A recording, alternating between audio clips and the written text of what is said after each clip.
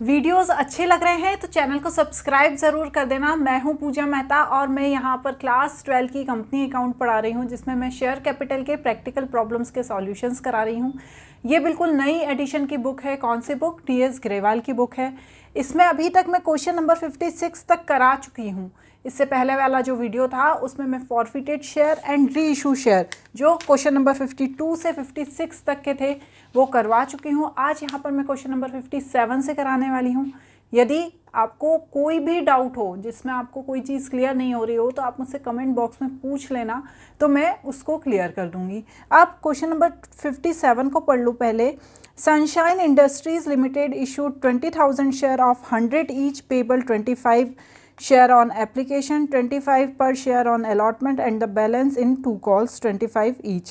The company did not make a final call of 25 per share. All the money was duly received with the exception of the amount due first call, 400 share held by Mr. Modi.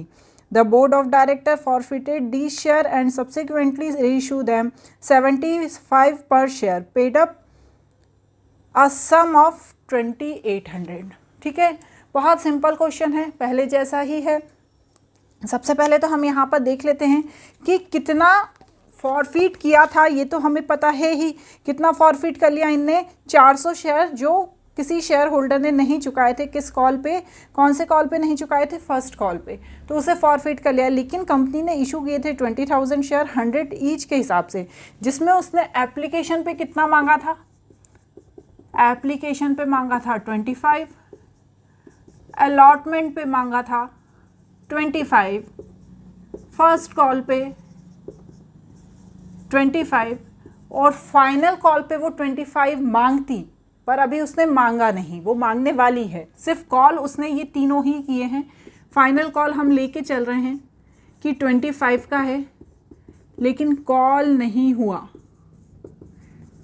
ठीक है, क्योंकि जब उसने first call मांगा 25 rupees, तब ही कोई share holder था जिसके पास 400 शेयर थे और उसने पैसा नहीं चुकाया 400 शेयर का, तो उसी की कहानी आगे बताई हुई है। तो यहाँ पर जो कॉल्ड अप मनी है वो है 75। तो हमें सारी चीज़ों को 75 रुपीज़ के हिसाब से ध्यान रख के करना है। तो चलिए, सबसे पहले मैं क्या करूँगी? सबसे पहले मैं करूँगी एप्लीकेशन पर पैसा मांगने की एंट्री। जब भी स्टार्टिंग से ऐसा दिया है कि इतने शेयर कंपनी ने इशू किए थे, एप्लीकेशन पे इतना मांगा था, अलॉटमेंट पे, फर्स्ट कॉल, फाइनल कॉल, तो आपको स्टार्टिंग से एंट्री करनी है। लेकिन यदि स्टार्टिंग से दिया है कि डायरेक्ट कंपनी ने 500 शेयर फॉरफिट कर लिए, तब आपको ये सारी एंट्रीज करने की ज़रूरत नहीं होती है। डायरेक्ट फॉरफिट, री इशू और कैपिटल रिजर्व की एंट्री कर देना चाहिए। ठीक है, तो सबसे पहले यहाँ पर करते हैं bank account debit to share application.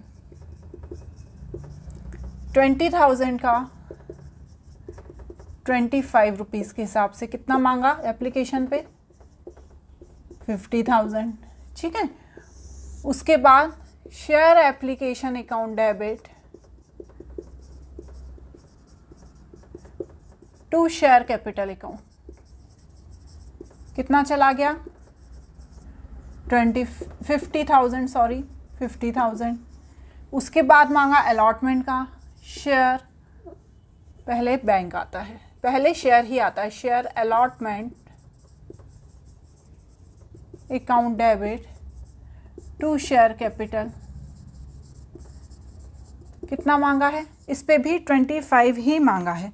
तो आप करिए 20,000 का 25 के हिसाब से 50,000, और अलॉटमेंट का भी पैसा पूरा आ गया, अलॉटमेंट का भी पैसा चुका दिया सब शेयर होल्डर ने। तो यहाँ पर एंट्री करेंगे bank account debit to share allotment account. ठीक है, कितना? 50,000। ठीक है, यहाँ तक की तो एंट्री क्लियर है आपको, क्योंकि अलॉटमेंट तक का तो सारे जितने भी अच्छे शेयर होल्डर थे सबने पैसा दे दिया। चलिए अब देखते हैं फर्स्ट कॉल पे कितना पैसा मांग रहे हैं। Share first call account debit to share capital, 20,000 का 25 के हिसाब से। तो बच्चों यहाँ पर 5 लाख आएगा। ठीक है ना, और सारी ऊपर वाली एंट्रीज में भी 5 लाख ही आएगा। ठीक है, इसे आप सुधार कर लेना। ठीक है, मैंने ये गलती करी तो आपको अच्छी नहीं लगी होगी, आप ये गलती करेंगे तो आपकी कॉपी चेक करने वाले टीचर को अच्छी नहीं लगेगी, तो ध्यान रखिएगा। ठीक है, पर अब क्या करें, हो जाती हैं कभी कभी। आप बैंक अकाउंट डेबिट, क्या पूरे 5 लाख रुपए मिल गए फर्स्ट कॉल पे? नहीं, पूरे 5 लाख रुपए नहीं मिले, क्योंकि शेयर होल्डर था जिसके पास 400 शेयर थे, उसने पैसा नहीं दिया फर्स्ट कॉल का। तो यहाँ पर मैं क्या करूँगी, कॉल इन एरियर 400 इंटू कितना 25, तो ये कितना हो गया 10,000। मांगा कितना था, टू शेयर कैपिटल कितना मांगा था 5 लाख, 4,90,000। ठीक है, इस तरह से ये कॉल इन एरियर की एंट्री हो गई। अब क्या फाइनल कॉल मांगा है? नहीं, फाइनल कॉल नहीं मांगा है। इन्होंने क्या लिखा है, देखिए, the company did not make a final call of 25 पर शेयर। फाइनल कॉल नहीं मांगा है, ये वाला जो कॉल है उन्होंने मांगा ही नहीं है, तो इसकी एंट्री नहीं करेंगे। चलिए अब फॉरफीट करने की एंट्री करते हैं। Share capital account debit, 400 share पे 3 चीज़ें उन्होंने मांगी, application, allotment and first call, तो 75 के हुए। उसके बाद 2 शेयर फर्स्ट कॉल, उसने फर्स्ट कॉल नहीं चुकाई। कितने की थी फर्स्ट कॉल? 25 की। तो कंपनी ने क्या किया, फॉरफीट कर लिए शेयर, शेयर फॉरफीचर अकाउंट। कितने फॉरफीट कर लिए? एप्लीकेशन के और अलॉटमेंट के। कितने हुए? 50, 25 एप्लीकेशन के और 25 अलॉटमेंट के। तो चलिए अब इन सबको हम देखते हैं इंटू करके। 400 का 75 के हिसाब से आया 30,000, दिख रहा है ना बच्चों? हाँ, ठीक है। यहाँ पर आया 10,000 और यहाँ पर आया 20,000। क्लियर? ये मैंने ऐसे ही कर लिया। चलिए अब इसके बाद क्या हुआ, इसके बाद किस चीज़ की एंट्री होगी? ये एंट्री किसकी है? Forfeiture of share. ठीक है, आप पूरा अच्छे से प्यार से नरेशन बना के आप लिख देना। अब जो एंट्री होगी वो होगी रीशू करने की। रीशू करने की क्या एंट्री होती है? Bank account debit to share capital. ठीक है, 400 शेयर रीइशू करे। ठीक है, कितने के हिसाब से?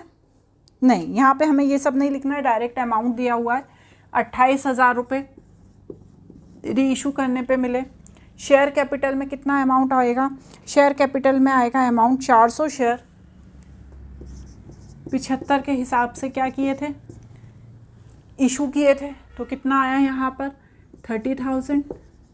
और फिर बचा हुआ किस में आ जाता है? शेयर फॉरफीचर अकाउंट में। ठीक है ना, 2,000 रुपये। तो ये किसकी एंट्री हो गई? री इशू ऑफ शेयर। क्लियर है ना? हमने बहुत सारे क्वेश्चन कर लिए हैं इसके, तो आई होप अभी तक आपको ये एंट्रीज क्लियर हो गई होंगी। इसके बाद एंट्री होती है किस चीज़ की? कैपिटल रिजर्व की। तो शेयर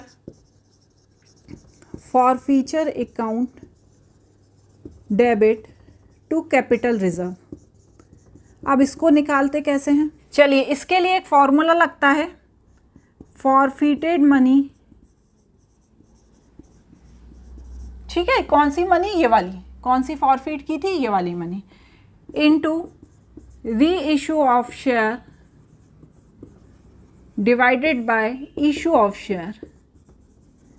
इशू ऑफ शेयर का मतलब है वह शेयर जो फॉरफीट कर लिए गए हैं। ठीक है ना, आप कंफ्यूज नहीं हो जाना। मैंने लास्ट वीडियो जो बनाया था उसमें भी इशू ऑफ शेयर ही लिख दिया था, पर आप प्लीज़ कंफ्यूज मत होइएगा।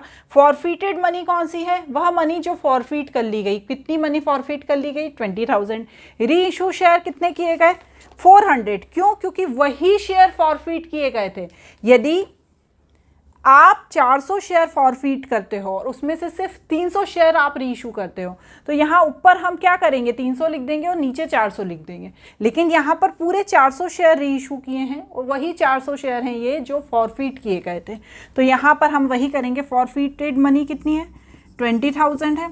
रीइशू शेयर है 400 और ये वही शेयर हैं जो फॉरफीट किए गए थे। और इसमें से माइनस क्या होगा? इसमें से माइनस होगा ये वाला 2000, तो इसे मैं क्या बोलती हूँ, डिस्काउंट। तो जब हम इसको पूरा कैलकुलेट करेंगे तो 20,000 में से 2,000 को हम माइनस कर देंगे, तो यहाँ पर आ जाएगा 18,000। तो यहाँ पर मैं क्या लिख दूँगी, कैपिटल रिजर्व में 18,000। क्लियर हो गया? ठीक है। इस तरह से ये 3 एंट्री तो हर जगह फॉरफीचर, री इशू और कैपिटल रिजर्व की हर क्वेश्चन में सेम ही। ठीक है, कोई डाउट हो तो मुझसे पूछ लेना। अब अगला क्वेश्चन देख लेते हैं, क्वेश्चन नंबर 58। ये क्वेश्चन भी थोड़ा सा टिपिकल है, तो इसे ध्यान से पढ़िएगा। RP limited forfeited 1500 share of Rahim, ठीक है, of 10 each issued at premium of 3 per share for non-payment of allotment and first call money. Rahim had applied for 3,000 share. On these share, amount was payable as follows: at application 3 per share, allotment 5 per share, जिसमें premium include है। Premium कितना दिया है, 3 rupees premium दिया है, मतलब 2 rupees allotment का है। फर्स्ट कॉल है 3 रुपीज़ और फाइनल कॉल का पैसा अभी तक नहीं मांगा गया है। ठीक है, बैलेंस है, मांगने का कुछ लिखा ही नहीं है, इसमें बैलेंस लिखा है। ठीक है, अब यहाँ पर final call has been not called up लिखा ही है नेक्स्ट लाइन में कि फाइनल कॉल नहीं मांगा गया है, और 1,000 of the forfeited share were reissued for 8,500 as fully paid up. Record necessary general entries above transaction of books of RP Limited. देखो बच्चों, यहाँ पर सीधी चीज़ें ये लिखी हैं कि जो सारा चीज़ें हैं, एप्लीकेशन, अलॉटमेंट, फर्स्ट कॉल और फाइनल कॉल, उन सब का अमाउंट दिया हुआ है। साथ ही साथ ये लिखा है डायरेक्ट कि फॉरफीट कर लिए गए हैं। मैंने हमेशा आपको बताया है कि जब भी क्वेश्चन में डायरेक्ट लिखा हो कि आपके शेयर फॉरफीट कर लिए गए हैं, तो आपको application, allotment, first call, final call की एंट्री नहीं करनी है, आपको डायरेक्ट फॉरफीचर, री इशू की ही एंट्री करनी है। तो वही यहाँ पर करना है। तो हम सबसे पहले किस चीज़ की एंट्री कर देते हैं, शेयर को फॉरफीट करने की। ठीक है, चलिए सबसे पहले तो मैं आपको ये बता देती हूँ कि एप्लीकेशन, अलॉटमेंट, वैसे तो इसमें क्लियरली लिखा है और अब आप समझदार हो गए, आपको पता चल ही गया होगा, लेकिन इसमें एक चीज़ इम्पॉर्टेंट है। क्या इम्पॉर्टेंट है, उसे ध्यान से समझिए। जो रहीम है, ठीक है, रहीम है, मैं यहाँ पर साइड में करती हूँ, उसने अप्लाई किया था, अप्लाइड फॉर 3,000 शेयर। ठीक है, अब जब उसने अप्लाई किया होगा 3,000 शेयर का, तो एप्लीकेशन का क्या अमाउंट था, यहाँ पे लिख देती हूँ मैं, एप्लीकेशन, अलॉटमेंट, फर्स्ट कॉल, ठीक है, फाइनल कॉल तो मांगा ही नहीं है, फिर भी लिख देते हैं फाइनल कॉल। ठीक है, एप्लीकेशन पे कितना है, 3, अलॉटमेंट पे 2, जिसमें +3 प्रीमियम का है। ठीक है, फर्स्ट कॉल पे कितना है, 3, और बचा कितना, 2, ये फाइनल कॉल पे है। अब क्या है, रहीम ने अप्लाइड किया 3,000 कॉल के लिए, और उसने एप्लीकेशन मनी 3 रुपीज़ के हिसाब से 9,000 पे कर दी। ठीक है, क्योंकि उसने अप्लाई कितने के लिए किया था, 3,000 के, और उसके 3 रुपये की एप्लीकेशन मनी, क्योंकि एप्लीकेशन मनी पे तो पैसा चुकाना ही पड़ता है ना, तो उसने 3 रुपये एप्लीकेशन मनी का 9,000 पे कर दिया। लेकिन कंपनी ने क्या किया, कंपनी इशूड 1,500 शेयर 3 रुपये के हिसाब से। कंपनी ने सिर्फ उसको 1,500 शेयर इशू किए। तो आप बोलेंगे मैडम कैसे आपको मालूम, क्योंकि यहाँ पर क्लियरली लिखा है कि 1,500 शेयर रहीम के फॉरफीट कर लिए गए हैं, तो वही शेयर फॉरफीट किए होंगे ना जो उसको इशू किए होंगे। तो यहाँ पर 1,500 के 3 रुपीज़ के हिसाब से कितने फॉरफीट कर लिए गए, 4,500। तो ये कौन सा अमाउंट है, ये अमाउंट है फॉरफीचर अमाउंट। ठीक है, फॉरफीट अमाउंट। ओके, चलिए अब कंपनी के पास अभी कितना पैसा है, 4,500 एक्सेस अमाउंट कंपनी के पास पड़ा है। किसका, रहीम का। किसका पड़ा है एक्सेस अमाउंट, रहीम का। कितना, 4,500, क्योंकि उसने चुकाए थे एप्लीकेशन के कितने, 9,000 रुपये, लेकिन उसने कंपनी ने उसे इशू किए थे 4,500 ही। अभी सिर्फ हम इशू करने की बात कर रहे हैं, अभी हम फॉरफीट करने की बात नहीं कर रहे हैं। और 4,500 रुपये अभी कंपनी के पास पड़ा है। अब जब वो अलॉटमेंट पे पैसा मांगती, कितना, 2 रुपये +3 प्रीमियम का, तो वो बोलता मैं क्यों दूँ, मेरे तो पहले ही 4,500 रुपये पड़े हुए हैं। तो फिर कंपनी क्या करती, उसकी अलॉटमेंट मनी के साथ इसको एडजस्ट करती। पर यहाँ पर तो कहानी ही चेंज हो गई, उसने एप्लीकेशन का पैसा दिया और उसके बाद उसने अलॉटमेंट का पैसा दिया ही नहीं। तो कंपनी ने क्या किया, सबसे पहले तो कंपनी ने अलॉटमेंट कितना निकल रहा था वो निकाला, अलॉटमेंट मनी किसकी निकाली, ये रहीम की। कैसे निकाली अलॉटमेंट मनी, 2 रुपये के हिसाब से। कितने शेयर थे उसके, 1500। तो अलॉटमेंट मनी कितनी हो गई उसकी, 3000। उसके बाद रहीम सिक्योरिटी प्रीमियम, ओके। तो सिक्योरिटी प्रीमियम कितना है, 1500 के हिसाब से। तो कितना निकल गया, 4500। अब कंपनी के पास ये 4500 रुपये पहले से पड़े हैं, कंपनी के पास ये 4500 रुपये रहीम के पहले से पड़े हैं। तो सबसे पहले वो क्या करेगी, जो अलॉटमेंट का 3000 अमाउंट उसको लेना था किससे, रहीम से, उसे एडजस्ट करेगी। तो 4500 में से जब 3000 माइनस किया तो कितना बच गया, अभी भी कंपनी के पास 1500 रुपये पड़े हैं, ठीक है। अलॉटमेंट मनी एडजस्ट करने के बाद भी कंपनी के पास 1500 रुपये पड़े हैं। तो वो ये 1500 रुपये में वो क्या एडजस्ट कर लेगी, ये प्रीमियम। तो 4500 में से जब वो 1500 माइनस करेगी तो प्रीमियम अभी भी उसे 3000 रुपये लेना बाकी रहेगा, किससे, रहीम से, जिसने अलॉटमेंट मनी नहीं चुकाई तो प्रीमियम कहाँ से चुकाएगा।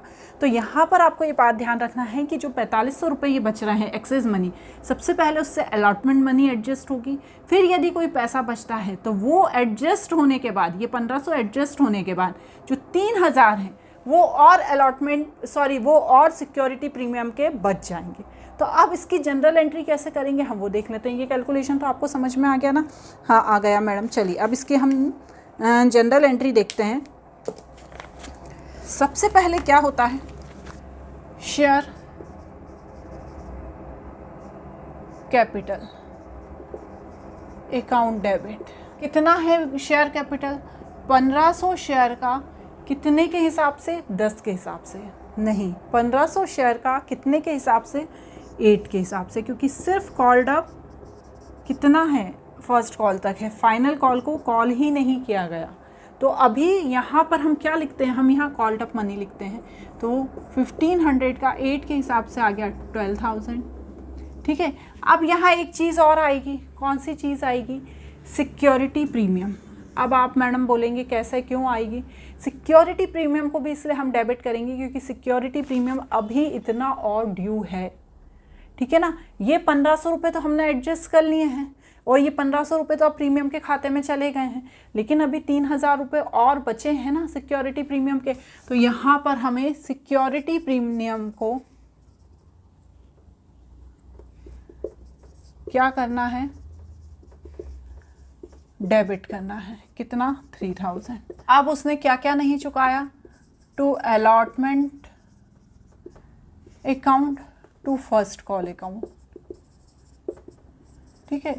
अलॉटमेंट का कितना नहीं चुकाया था, ये 3000 रुपये। फर्स्ट कॉल का कितना नहीं चुकाया था, 3 रुपये। तो 1500 शेयर का 3 के हिसाब से कितना हो गया, 4500।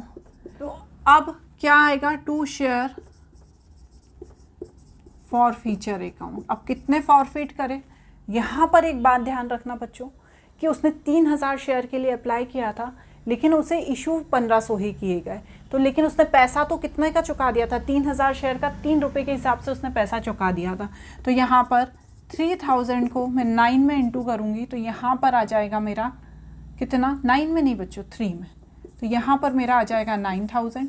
अब इस 9000 में 1500 रुपये किसके इंक्लूड हैं, इस 9000 में 1500 रुपये इंक्लूड हैं प्रीमियम के, जिसे मुझे माइनस करना होगा इसमें से। तो इससे जब मैंने 1500 माइनस किया तो यहाँ पर आया मेरा 7500।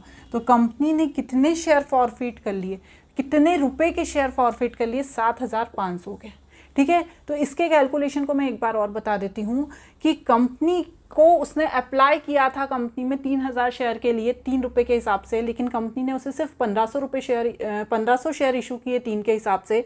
तो लेकिन जब हम शेयर को फॉरफिट करेंगे तो 3000 शेयर को ही 3 के हिसाब से फॉरफिट करेंगे, लेकिन इसमें 1500 रुपये, क्योंकि उसने एक्सेस अमाउंट चुका दिया था और यहाँ पे हमने सारा कैलकुलेशन किया ना, ये 1500 को एडजस्ट किया, तो ये 1500 रुपये इसी पैसों में से एडजस्ट हुए हैं ना, इसी 9000 रुपये में से एडजस्ट हुए हैं ना।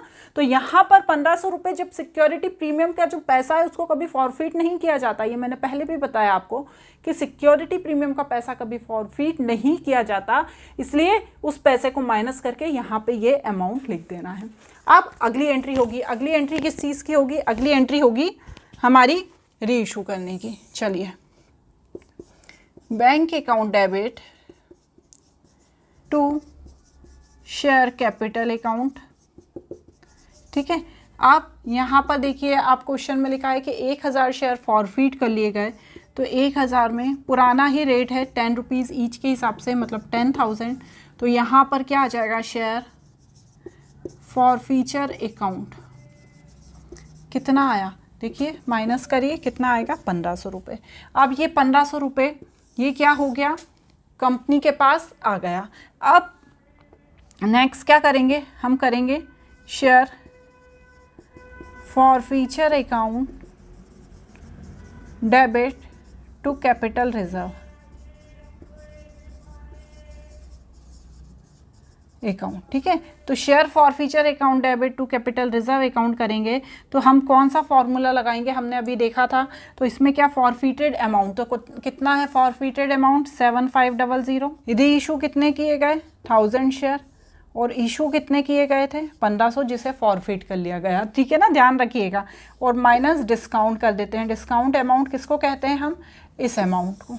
तो चलिए आप कैलकुलेट करिए, देखिए 7500 इंटू 1000 डिवाइडेड बाय 1500, तो यहाँ पर आ गया 5000, और इस 5000 में से जब मैं 1500 माइनस कर दूँगी तो मेरा कितना आ जाएगा? 3500, ठीक है ना। तो ये अमाउंट क्या हो गया? कैपिटल रिजर्व में चला गया।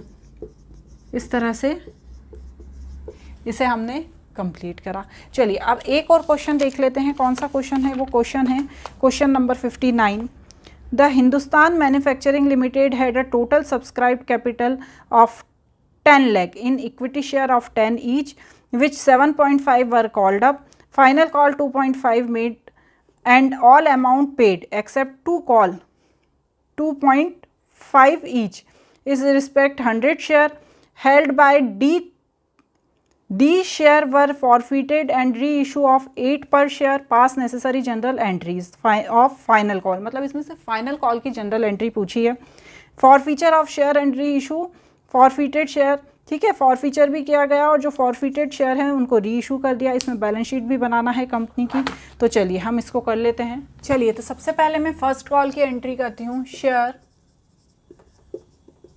First call account debit to share capital account.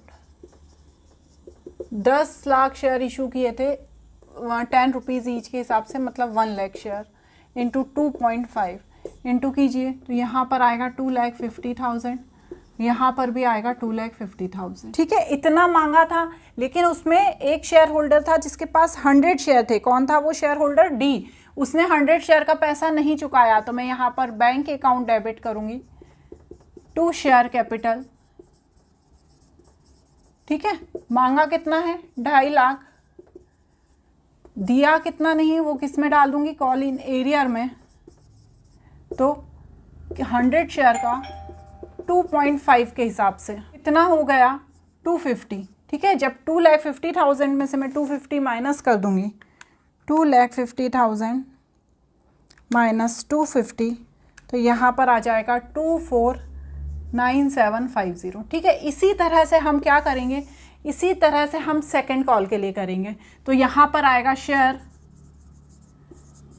Second call account debit to share capital, ठीक है। आप कितना मांगा है? यहाँ पर भी सेम 1 लाख का 2.5 के हिसाब से 2,50,000, और यहाँ पर भी 2,50,000। और कितना करेंगे? मिल गया क्या पूरा? नहीं मिला। 100 शेयर थे वो डी के पास, उसने यहाँ भी पैसा नहीं दिया, तो call in arrear to share capital. Same वैसा ही अमाउंट यहाँ भी आ जाएगा, 2,50,000, 250, 249750। यहाँ तक की तो आपको एंट्री क्लियर है। अब होगी फॉर फीचर की एंट्री। अब हम क्या करेंगे, शेयर को फॉरफीट कर लेंगे। तो क्या होती है शेयर को फॉरफीट करने की एंट्री, शेयर कैपिटल अकाउंट डेबिट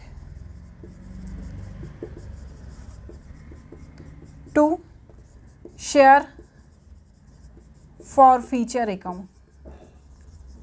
ठीक है, अब यहाँ पर एक बात ध्यान रखिए कि कॉल इन एरियर का 250 रुपये ये और कॉल इन एरियर का 250 रुपये ये, जो फर्स्ट कॉल पे और सेकंड कॉल पे नहीं मिला है उसे भी हम यहाँ पर लिखेंगे। तो to first call account and to final call account, कितना 250 और 250। ठीक है, शेयर कैपिटल में कितना आएगा बच्चों, शेयर कैपिटल में आएगा 100 शेयर का 10 के हिसाब से 1000। तो यहाँ पर कितना हुआ, फॉर फीचर में 500। हो गई ये बात क्लियर। जो पैसा नहीं मिला है, जो कॉल इन, या तो आप इन दोनों को ऐड करके कॉल इन एरियर करके ही लिख दीजिए, और नहीं तो आप फर्स्ट कॉल या फाइनल कॉल 250 करके लिखिए। 100 शेयर का 10 रुपीज़ के हिसाब से नहीं मिला है तो शेयर फॉर फीचर में कितना चला गया, 500 चला गया। चलिए मैडम, अब किसकी एंट्री करेंगे, अब शेयर को रीइशू करने की करेंगे। क्या होती है शेयर को रीइशू करने की एंट्री, bank account debit to share capital account. अब बताओ, शेयर को जब हमने री इशू किया तो कितना अमाउंट मिला, जब हमने शेयर को री इशू किया तो 100 शेयर को 8 रुपये के हिसाब से री इशू कर दिया तो 800 आ गया। और पुराना कितना प्राइस था 100 शेयर का 10 के हिसाब से, तो यहाँ पर आ गया 1000 और यहाँ पर आएगा बचा हुआ amount share forfeiture account में कितना 200। अब हम सिंपल तरीके से क्या निकाल लेंगे, share forfeiture account debit to capital reserve. इसमें हमको फॉर्मूला लगाने की ज़रूरत नहीं है क्योंकि जो फॉर फीचर का अमाउंट है 500 और यहाँ पर फॉर फीचर का अमाउंट है 200, तो डायरेक्ट हम क्या कर सकते हैं, इन्हें माइनस कर सकते हैं। ठीक है, तो यहाँ पर हमें क्या करना है, 500 में से 200 को माइनस कर देना है, जिससे कैपिटल रिजर्व ऑटोमेटिकली आ जाएगा। कभी कभी क्वेश्चन में देखिए बच्चों, कैपिटल रिजर्व के लिए वो फॉर्मूला लगाने की नीड नहीं होती। अब आप बोलेंगे मैडम कब नीड नहीं होती, ये हमें कैसे पता चलेगा।